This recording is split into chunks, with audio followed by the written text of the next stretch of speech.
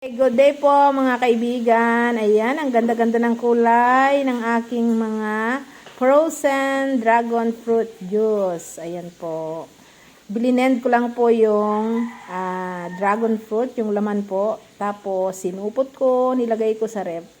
Stock na dragon fruit pag wala pong maibili. Meron tayong madudukot na juice ng dragon fruit. Ayan. Kada isang supot po niyan ay isang baso ang katapat. Opo. Isang baso po yan, ready to drink na po yung mga yan. Kaya ilalagay na lang yan sa baso. At pag nalusaw, iinumin na po.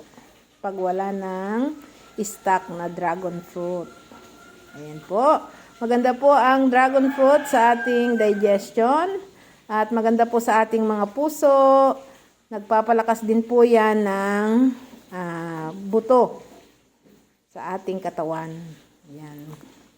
So, kain po tayo ng dragon fruit o inom po tayo ng juice ng dragon fruit. Ayan.